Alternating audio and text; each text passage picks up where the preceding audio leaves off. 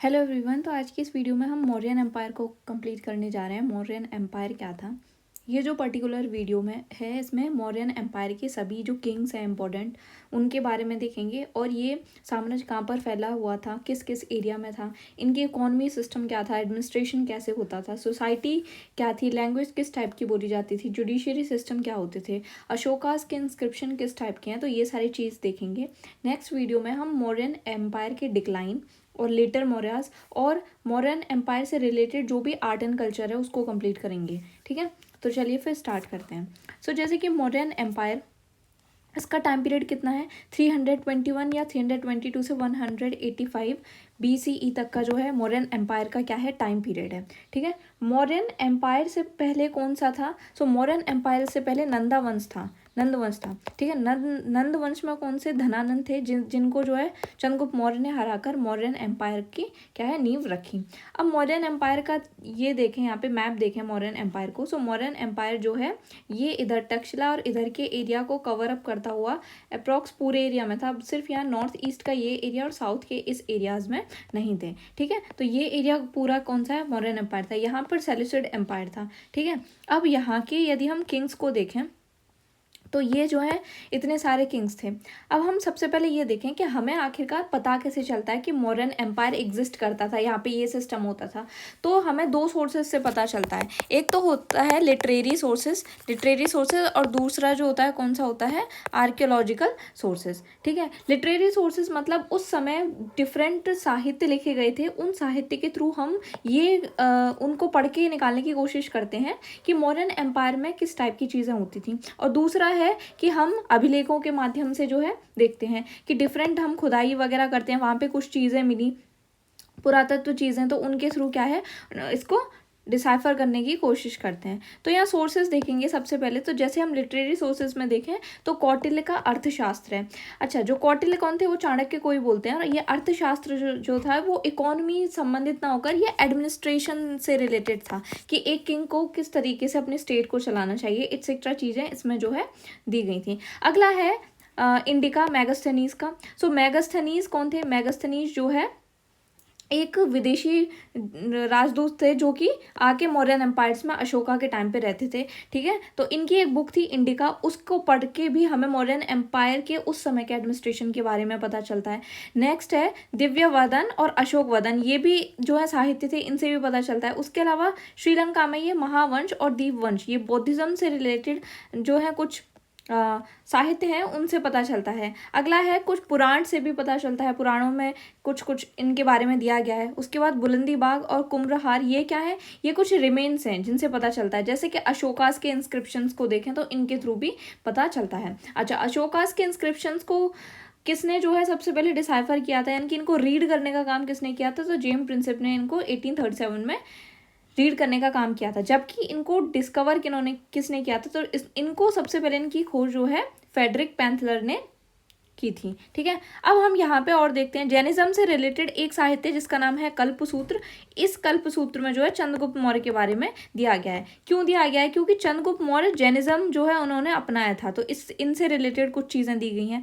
अगला है मुद्रा राक्षस, जो कि विशाख दत्त के द्वारा लिखी गई है। और ये लिखी कब है, गुप्ता पीरियड्स में जो है ये मिली है, जिसमें नंदवंश और चंद्रगुप्त मौर्य के युद्ध के बारे में बताया गया है कि किस तरीके से चंद्रगुप्त मौर्य ने नंदवंश को हराकर मौर्य एम्पायर को जो है यहाँ पे स्थापित किया था। ठीक है, तो इस तरीके से ये सभी सोर्सेज हैं जिनके थ्रू हमें मौर्यन एम्पायर के बारे में पता चलता है। अब हम यहाँ मौर्यन एम्पायर देखते हैं कि इनके मौर्यन एम्पायर में कौन कौन थे, जैसे कि चंद्रगुप्त मौर्य, बिंदुसार, अशोक द ग्रेट, दशरथ और इटसेट्रा बहुत सारे हैं, जिनमें से हम कुछ कुछ इंपॉर्टेंट ही पढ़ेंगे। और ये देखेंगे लास्ट वृहद्रथ थे। कौन थे लास्ट वृहद्रथ, जिनका टाइम पीरियड 187 से 185 BCE तक था, जिन्हें इन्हीं के सेनापति पुष्यमित्र शुंग ने मारकर शुंग वंश की क्या रखी थी, नींव रखी थी। ठीक है, वृहद्रथ जो है लास्ट टाइम को याद रखना है। बाकी हम चंद्रगुप्त मौर्य, बिंदुसार, अशोक, इन सब के बारे में देखेंगे। ठीक है, अब हम यहां देखते हैं मौर्यन एम्पायर्स का कहां से कहां तक फैला हुआ था। मौर्यन एम्पायर को पर्टिकुलरली 6 पार्ट्स में, 6 प्रांतों में डिवाइड किया गया था। उत्तर पथ में तक्षशिला, दक्षिण पथ में स्वर्णश्री, और ईस्ट की साइड था कलिंग, और यहाँ से मध्य में प्राची से होते हुए अवंती और सौराष्ट्र तक था। अशोक का टाइम आते आते जो इनका एम्पायर था वो 6 में ना बढ़ के 5 में ही बांटा गया था। वहाँ पे सौराष्ट्र नहीं था, बल्कि अवंती, प्राची, कलिंग, तक्षशिला और स्वर्णश्री, यहाँ इस तरीके से इनका एम्पायर यहाँ पे फैला हुआ था। ठीक है, अब हम यहाँ सबसे पहले देखते हैं चंद्रगुप्त मौर्य को। सो चंद्रगुप्त जो है इन्हें सेंड्रोकॉट्स भी कहते हैं। जस्टिन ने इनको सेंड्रोकॉट्स नाम से जो है बोला है। इनका टाइम पीरियड 381 बीसी से 298 बीसी तक चलता है। ठीक है, अब हम यहाँ देखें। सो चंद्रगुप्त मौर्य जो है इन्होंने जैनिज्म को अपनाया था। ठीक है, भद्रबाहु के फॉलोअर थे, और भद्रबाहु किस शाखा से रिलेटेड थे, तो ये दिगंबर शाखा से रिलेटेड थे। अब हम यहाँ वॉर देखें तो चंद्रगुप्त मौर्य का सेल्यूकस से वॉर हुआ था। ये सेल्यूकस कौन था? हम जानते हैं कि कौन आया था इससे पहले? अलेक्जेंडर ने अटैक किया था। कब किया था? 326 के समथिंग, 25 एक सेकेंड, 325 से 26 के बीच में जो है अलेक्जेंडर ने क्या किया था? अटैक किया था। ठीक है, सो अलेक्जेंडर का ही जो है ये उत्तर प्रतिनिधि था, या ये अपने सेनापति को यहाँ छोड़ गया था जिसका नाम सेल्यूकस था। तो अब चंद्रगुप्त मौर्य और सेल्यूकस के बीच में वॉर होता है 305 बीसी में, और जिसमें क्या होता है कि सेल्यूकस जो है और चंद्रगुप्त मौर्य के बीच में एक ट्रीटी हो जाती है 303 में, जिसमें ट्रीटी में क्या क्या चीज़ें होती हैं। तो सेल्यूकस अपनी डॉटर कॉर्नेलिया की शादी कर देते हैं चंद्रगुप्त मौर्य से, और क्या करते हैं 4 टेरिटरीज जो है चंद्रगुप्त मौर्य को दे देते हैं उपहार स्वरूप, जिसमें कौन कौन थी हैं? तो उन 4 टेरिटरीज में है काबुल, कांधार, मकरान, और कौन सी है अगली है हेरात। ठीक है, तो ये चारों टेरिटरीज किसको दे देते हैं? ये चारों टेरिटरीज आ जाती हैं चंद्रगुप्त मौर्य के पास। और यहाँ के जो ये एक राज दरबारी भेजते हैं, मतलब एक जो है राजदूत भेजते हैं, जो कि कहाँ रहेगा? चंद्रगुप्त मौर्य के दरबार में, जिसका नाम क्या था? मैगस्थनीज। इन्हीं की बुक का नाम इंडिका है। बदले में क्या करते हैं चंद्रगुप्त मौर्य? इन्हें 500 हाथी देते हैं। तो इस तरीके से यहाँ पे ट्रीटी साइन होती है। और एक चीज़ और बोली गई थी कि ये जो इनकी पुत्री है कॉर्नेलिया, इसकी शादी होती है, और इससे जो भी इसका बेटा या बेटी जो भी होगा उसको जो उत्तराधिकारी मौर्य वंश का नहीं माना जाएगा। ठीक है, आगे हमने यहाँ देख ही लिया कि ये जो है भद्रबाहु को फॉलो करते थे। इन्होंने जो है संलेखना विधि से, जैनिज्म में संलेखना विधि होती है जिसमें क्या किया जाता है कि खाना पीना छोड़ दिया जाता है, और उसके थ्रू अपनी बॉडी जो है अपने प्राण त्याग दिए जाते हैं। तो कर्नाटक के श्रवणबेलगोला में जाकर 298 बीसी में चंद्रगुप्त मौर्य क्या करते हैं? ये अपने प्राण त्याग देते हैं। अब हम आगे देखते हैं बिंदुसार को। सो बिंदुसार का टाइम पीरियड 298 बीसी से 269 बीसी तक है। इन्हें जो है अमित्र घात भी कहा है। किसमें? महाभाष्य में बताया गया। जब हम महाभाष्य को देखते हैं तो महाभाष्य में इन्हें अमित्र घात कहकर डिनोट किया गया है। अमित्र घात का मतलब होता है शत्रु विनाशक, यानी कि जो शत्रुओं पर विजय पाता है, शत्रुओं का संहार करता है। ठीक है, ये किस धर्म से संबंधित थे? तो बिंदुसार जो है आजीवक संप्रदाय से रिलेटेड थे। आगे हम आजीवक संप्रदाय के बारे में पढ़ेंगे कि आगे जो इनके पौत्र थे दशरथ, वो भी जो है आजीवक संप्रदाय के सपोर्टर थे। ठीक है, और इनसे रिलेटेड कुछ गुफाएं भी हैं जो इन्हें दी गई हैं। अच्छा, इन्हें वायु पुराण में जो है बिंदुसार को भद्रसार भी कहा गया है। क्या कहा गया है? भद्रसार। तो किस में बोला गया है? वायु पुराण में। जैन लिटरेचर में यानी कि जैन साहित्य में इन्हें सिंह सेन भी कहा गया है। क्या कहा गया है? इन्हें सिंह सेन। ठीक है, इनके जो दरबार में कोई फॉरेन ट्रेवलर आए थे तो उसमें सीरिया के किंग एंटियोकस के थे, कौन भेजे थे? डाइमेकस को यहाँ पर भेजा था। ऐसा बताया जाता है कि ये जो बिंदुसार थे, इनके दरबार में 500 लोगों की काउंसिल होती थी, और उस काउंसिल का जो भी हेड होता था उसको खल्लाटक कहा जाता था। ठीक है, अब हम आगे देखते हैं अशोका द ग्रेट। सो अशोका को 268 बीसी से 232 बीसी तक टाइम पीरियड था। जिस समय बिंदुसार जो है पावर में थे, उस समय जो है ये तक्षशिला और उज्जैन के कौन थे? वहाँ के वॉइसरॉय थे। अब जब अशोकास बन जाते हैं तो अपने राजतिलक राज्याभिषेक के बाद ये 8 वर्ष के बाद कलिंग पर वॉर करते हैं। 261 बीसी में कलिंग पर अटैक करते हैं, और वहाँ पर बहुत ज़्यादा नरसंहार हो जाता है, जिसके बाद इनका जो है मन बदल जाता है, और ये फिर बुद्धिज़्म को फॉलो अप करने लग जाते हैं, और बहुत ही लाइबल तरीके से रहने लगते हैं। यानी, और ये जो कलिंग वॉर है, इस कलिंग वॉर के बारे में 13th इंस्क्रिप्शंस में भी दिया गया है। बुद्धा जो है अशोक जो है वो किसको फॉलो कर रहे हैं? बुद्धिज्म को फॉलो कर रहे हैं। इन्होंने ही 3rd बुद्धिस्ट काउंसिल भी कराई थी। आपको कमेंट सेक्शन में बताना है कि 3rd बुद्धिस्ट काउंसिल में अध्यक्ष कौन थे, और इस ये हम जानते हैं अशोका के टाइम पीरियड में तो हुई थी, और ये किस प्लेस पे जो है कराई गई थी, बुद्धिस्ट काउंसिल कहाँ पे कराई गई थी ये भी बताना है। अब हम यहाँ देखेंगे कि उपगुप्त जो है इन्होंने उपगुप्त से दीक्षा ली थी, लेकिन किसके प्रभाव में आए थे, मतलब फर्स्ट टाइम ऐसा कब हुआ था जब इन्हें ऐसा लगा था कि मतलब इनका लगाव हो गया था बुद्धिज्म से। सो निग्रोध के इन्होंने सबसे पहले उनकी स्पीच सुनी थी, उसको सुनने के बाद इन्होंने सोचा कि मुझे जो है बुद्धिज्म में कन्वर्ट हो जाना चाहिए, तो ये जो है उपगुप्त से इन्होंने फिर दीक्षा ली थी। डायंशियस जो थे इजिप्ट के जो है फॉरेन ट्रैवलर, वो यहाँ पर आए थे, ठीक है, वो इनके दरबार में रहते थे। सो इस तरीके से हमने देखा अशोका के बारे में, और भी हम आगे पढ़ेंगे, इंस्क्रिप्शंस देखेंगे, इनके टाइम पीरियड की कुछ आर्ट्स थी उनको देखेंगे, और जो भी इनके पिलर इंस्क्रिप्शंस हैं उनको डीप में पढ़ने की कोशिश करेंगे, ठीक है। अब हम यहाँ पे अच्छा एक चीज़ और याद रखनी है, यहाँ पे जो कैपिटल है ये पाटलिपुत्र थी, क्या थी, यहाँ पे इनकी कैपिटल पाटलिपुत्र थी। देखो यहाँ पे मौर्यन एम्पायर और इधर सेल्यूसिड एम्पायर है, ठीक है, इसी वजह से इनके बीच में क्या हुआ, टकराव हुआ था, क्योंकि ये यहाँ पर एक्सपैंड करने की कोशिश कर रहे होंगे, ठीक है। अगला हम यहाँ पे देखते हैं, अच्छा अब इनका जो मतलब सिस्टम किस तरीके से डिवाइड था, जैसे अभी वर्तमान में क्या होता है, सेंटर होता है, स्टेट होता है और लोकल गवर्नमेंट होती है, इस 3 तरीके से डिवाइड होती है।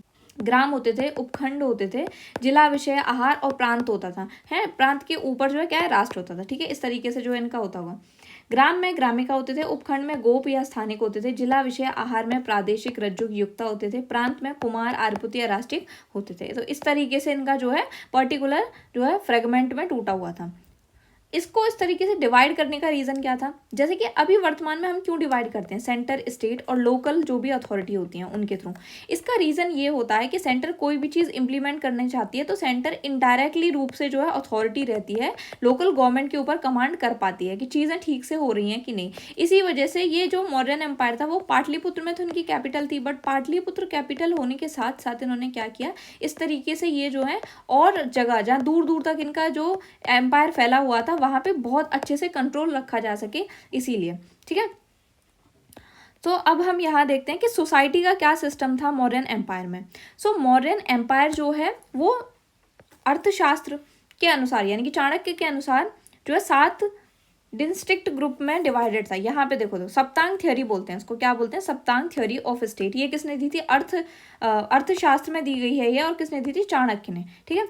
सो इसमें क्या बोला है, इसमें होते थे देखो कोश, बल, मित्र, स्वामी, अमात्य, जनपद और दुर्ग। सो इस तरीके से कॉन्स्टिट्यूट्स ऑफ स्टेट होते हैं, सप्तांग थ्योरी ये है, ठीक है। अब हम यहाँ देखें तो 7 डिस्ट्रिक्ट ग्रुप कौन से थे, फिलोसफर, कल्टिवेटर्स, हंटर्स, आर्टिशंस, और उसके बाद है ओवरशियर्स यानी कि स्पाइस, और किंग्स के काउंसलर होते थे, ठीक है। अब यहाँ पे हम देखें क्या यहाँ पे दास प्रथा उस समय थी या नहीं थी। सो देखो स्लेवरी सिस्टम, मैगस्थनीज तो मना करते हैं कि यहाँ पे कोई स्लेवरी सिस्टम नहीं था, बट अशोकास का एक इंस्क्रिप्शन है 5th नंबर वाला इंस्क्रिप्शन, उसमें ऐसा मेंशन किया गया है कि सभी लोग, सभी ह्यूमन मेरे बच्चे हैं, यानी कि इससे यहाँ डिसाइफर होता है कि उस समय स्लेवरी सिस्टम कहीं ना कहीं मौजूद था।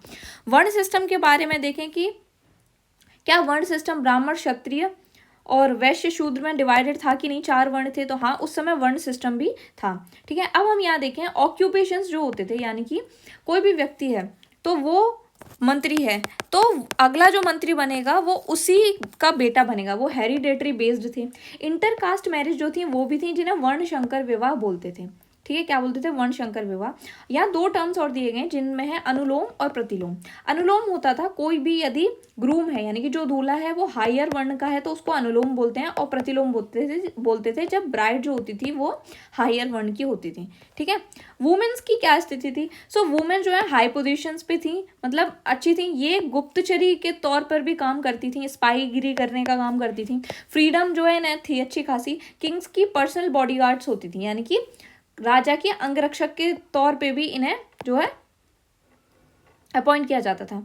डिवोर्स सिस्टम था, डिवोर्ट कर सकती थी और रीमैरी भी कर सकती थी, पुनर्विवाह भी कर सकती थी, इस तरीके से यहाँ बताया गया है।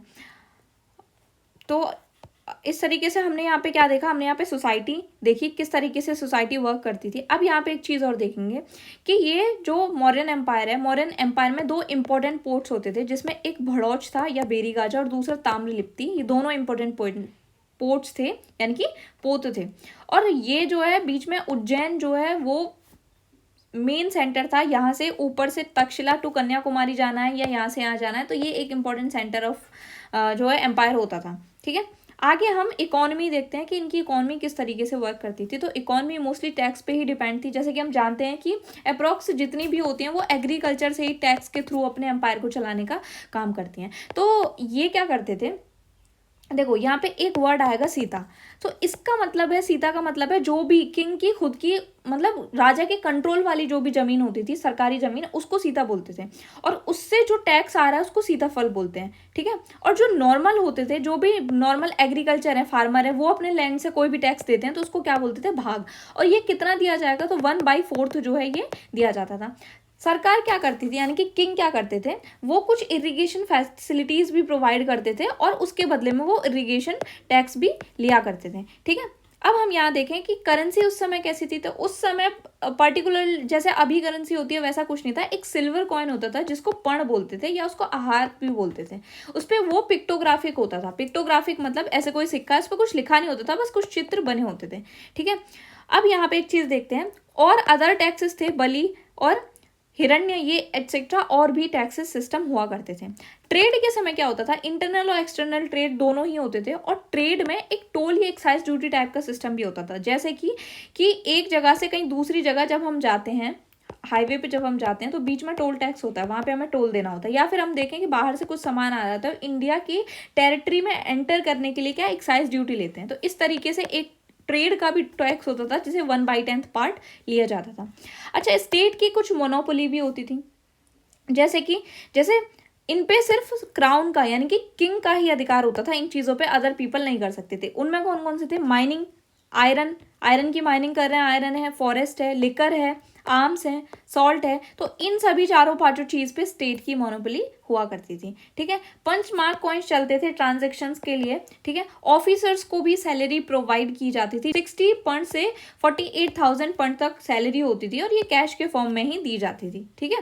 सो इस तरीके से इनका इकोनॉमी जो है वर्क करती थी। अब हम एडमिनिस्ट्रेशन देखें यहाँ पे। सो एडमिनिस्ट्रेशन 2 टाइप से डिवाइड था। जैसे कि बताया था अभी कि सेंटर है, सेंटर में तो है, इसके अलावा लोकल लेवल पे भी होता था ताकि सेंटर बहुत अच्छे से कंट्रोल रख सके प्रांतों पर, ठीक है। तो यहाँ लोकल लेवल पे तो वो काउंसिल वर्क करती थी जिसमें 6 काउंसिल होती थी और 5 मेंबर होते थे हर एक काउंसिल में। इस तरीके से कितने, ये 30 मेंबर हो गए, ठीक है। ये बताया जाता है जो मौर्यास की आर्मी थी वो बहुत ही लार्ज आर्मी थी, लगभग 6 लाख लोग थे और इस आर्मी में सभी वर्ण के लोगों को रखा जाता था, ठीक है।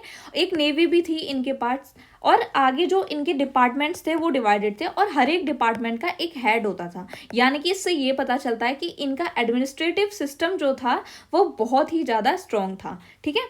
अब हम यहाँ पे देखते हैं, देखो इंपॉर्टेंट ऑफिशियल्स कौन से होते थे। इनके जो बहुत महत्वपूर्ण ऑफिशियल्स हैं उनमें मंत्री है जो चीफ मिनिस्टर की तरह होता था। एक है मंत्री परिषद अध्यक्ष होता था जो head of council of minister है, यानी कि जो काउंसिल ऑफ मिनिस्टर होगी उसका हेड हुआ करता था, जिसको क्या बोलेंगे, मंत्री परिषद अध्यक्ष। एक पुरोहित होता था जो चीफ प्रिस्ट होता था, उसको पुरोहित बोलते थे। सेनापति होता था कमांडर इन चीफ। युवराज होता था क्राउन प्रिंस, यानी कि जो भी राजा का बच्चा होता था उसको क्या बोलते थे, युवराज। उसके बाद है समाहर्ता जो रेवेन्यू कलेक्टर होता था, जो रेवेन्यू कलेक्ट करने का काम करता था उसको क्या बोलते, समाहर्ता, ठीक है। शुल्काध्यक्ष होता था officer in charge of royal income. Royal income का जो भी ऑफिसर इंचार्ज होता था उसको शुल्काध्यक्ष बोलते थे। स्पाइज होते थे गूढ़ पुरुष एंड इन्फॉर्मर्स। ये क्या करते थे, इंपॉर्टेंट रोल प्ले करते थे। ये क्या करते थे, यानी कि स्पाई करने का काम करते थे, गुप्तचरी करने का काम करते थे। तो ये जो है इंपॉर्टेंट ऑफिशियल्स होते थे। इसके अलावा हम कुछ ऑफिसर्स और देखेंगे, और कौन कौन से थे। तो इसमें है रज्जुका, यानी कि रिवेन्यू सेटलमेंट ऑफिसर होता था रज्जुका, ठीक है। ये जो है कभी कभी जुडिशरी में भी वर्क करते थे। युक्ता होते थे सबऑर्डिनेट रेवेन्यू ऑफिसर्स होते थे। सीताध्यक्ष होते थे जो सुपरवाइज एग्रीकल्चर को सुपरवाइज करने का काम करते थे, उनको सीताध्यक्ष बोलते हैं, ठीक है। पण्याध्यक्ष कौन होते थे, सुपरिंटेंडेंट ऑफ कॉमर्स के होते थे, ठीक है। इसके अलावा देखेंगे स्थानिक किसको बोलते थे, स्थानिक जैसे नाम से ही है स्थान, मतलब जो भी लोकल जगह हो, हेड ऑफ लोकल एडमिनिस्ट्रेशन होता था, ठीक है। इसके अलावा और भी यहाँ पे बहुत दिए गए। शुल्काध्यक्ष होता है, कलेक्टर ऑफ टोल्स होता है, ठीक है। उसके बाद है नवाध्यक्ष सुपरिंटेंडेंट ऑफ शिप्स। नवाध्यक्ष जो है नाव का होता था, नाम से याद रखना, शिप्स का होता था, ठीक है। इस तरीके से ऑफिसर्स जो है अलग अलग डिपार्टमेंट्स में जो है इन्होंने अपने कर रखे थे। अब यहाँ पे हम एक चीज देखते हैं, अशोक का धम्म का मतलब क्या था। धम्म जो है संस्कृत के धर्म वर्ड से लिया गया है, बट ये पर्टिकुलरली रिलीजन से रिलेटेड नहीं है। इस धर्म का मतलब जो है 4 है। मतलब इस धर्म से का मतलब ये 4 वर्ड्स में यहाँ बताया गया है, जिसमें है नैतिक आदर, सार्वभौमिकता, अहिंसा और असहिष्णुता। ये अशोक के जो है इनके इस धर्म का मतलब था कि किसी के साथ भी हिंसा मत करो और जो है थोड़ा टॉलरेंट होने की कोशिश करो, नैतिक आदर्श रखो, सार्वभौमिकता रखो, इस तरीके से काम करो। और इस धर्म को फॉलो अप कराने वाला जो व्यक्ति होता था वो कौन होता था? धम्म महामात्र होता था। ठीक है, इन अशोक ने अपने बुद्धिज्म से रिलेटेड धर्म को ही और प्रचार के लिए अपनी पुत्री संघमित्रा को कहाँ भेजा था? तो संघमित्रा को इन्होंने भेजा था श्रीलंका में। ठीक है, तो इस तरीके से हमने यहाँ देखा। अब हम यहाँ जुडिशरी सिस्टम और देखते हैं कि जुडिशरी सिस्टम जो है किस तरीके से वर्क करता था। जैसे कि अभी हमने पीछे देखा था रज्जुक, सो रज्जुका जो होता था वो भी यहाँ वर्क करते थे। देखो 2 टाइप के जो है कोर्ट होते थे, एक मान लो सिविल कोर्ट है, एक क्रिमिनल कोर्ट है, जैसे अभी वर्तमान में होते हैं। तो सिविल को बोलते थे धर्म स्थानीय, यानी कि जो भी जिसने कोई गंभीर अपराध नहीं किया उससे रिलेटेड जो होंगे वो धर्म स्थानीय के। और क्रिमिनल का मतलब होता है कंटक शोधन, यानी कि जो भी ऐसे क्राइम वाले काम किए हैं तो वो यहाँ पे आएंगे। उस समय पनिशमेंट जो है बहुत ज्यादा टाइट होता था, बहुत ही कठोर पनिशमेंट दिया जाता था। अब हम यहाँ देख रहे हैं कि गुप्तचर कितने टाइप्स के हैं, अलग अलग वर्ड दिए गए हैं जिनका मतलब अलग अलग होता है। देखो चर का मतलब भी जासूस होता है, गूढ़ पुरुष का मतलब भी गुप्तचर है। लेकिन संस्था और संचार में हमें देखना है, संस्था का मतलब होता है ऐसे गुप्तचर, मतलब कोई गुप्तचर है वो बोला गया इसको कि तुम्हें पाटलिपुत्र में है रहकर ही यहाँ पे हमें इन्फॉर्मेशन ला के देनी है, तो ये संस्था हो गया। संचार का मतलब है किसी को बोला कि आज तुम पाटलिपुत्र में देखो, कल तुम्हें जाके विदिशा में जाके देखना है, दूर दूर जाके मतलब तुम्हें जो है गुप्तचरी करनी है, तो उन्हें संचार बोलते थे। इस तरीके से हमें ध्यान रखना है। अब हम यहाँ देखते हैं अशोका के इंस्क्रिप्शंस के बारे में।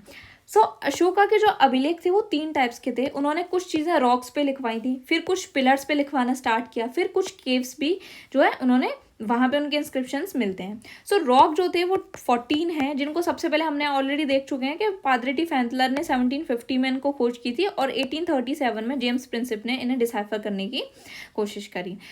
पिलर्स में 7 पिलर हैं जो सभी ब्राह्मी स्क्रिप्ट में। अच्छा, यहाँ की लैंग्वेज देखें तो कौन सी लैंग्वेज है? तो प्राकृत लैंग्वेज, और स्क्रिप्ट कौन सी है? ब्राह्मी स्क्रिप्ट है। ये जो 7 हैं ये 6 प्लेसेस से मिले हैं। ठीक है, ये ध्यान रखना है हमें। अब हम यहाँ देखते हैं कि ये जो मेजर इंस्क्रिप्शन है कुछ, उसमें कौन कौन से हैं। तो देखो शहबाजगढ़ी, मानसेरा जो कि पाकिस्तान में है, और इन दोनों की जो स्क्रिप्ट है वो खरोष्टी स्क्रिप्ट है। कौन सी है? खरोष्टी स्क्रिप्ट। उसके बाद उत्तराखंड में है कालसी, यहाँ है गुजरात, सौपारा, धौली, जौगड़ा और येरागुडी, ये मेजर इंस्क्रिप्शंस हैं। इसके अलावा कुछ पिलर इंस्क्रिप्शंस देखें तो दिल्ली टोपरा, दिल्ली मेरठ, ये 2 इंस्क्रिप्शन है। प्रयाग प्रशस्ति है इलाहाबाद में। उसके बाद है रूमनदेई, स्मॉलेस्ट जो है इसका पिलर इंस्क्रिप्शंस है। बिहार में 3 है, रामपुरवा है, लौरिया नंदनगढ़ है और लौरिया अरेराज है। तो ये सभी क्या है? ये सभी इंस्क्रिप्शंस भी इस तरीके से ये पिलर्स हैं। ठीक है, क्या है? पिलर्स। इस तरीके से इंपॉर्टेंट पिलर्स हैं जो कितने हैं? 7 हैं, और मिले कितने? 6 प्लेसेस से जो है ये मिले हैं। इस तरीके से हमने यहाँ पर जो है मौर्यन एम्पायर को देखा। नेक्स्ट वीडियो में हम कोशिश करेंगे मौर्यन एम्पायर के डिक्लाइन को पढ़ने की कोशिश करेंगे। मौर्यन एम्पायर से रिलेटेड जो भी आर्ट एंड कल्चर्स हैं कि इन सभी ने क्या आर्ट्स में योगदान दिया, तो उन सभी को पढ़ने की कोशिश करेंगे। जितने भी स्तूपास हैं, इनसे रिलेटेड पिलर्स हैं, उन सभी को अच्छे से पढ़ेंगे। If you find this video useful then please like, comment, share and subscribe our channel, and thank you for watching.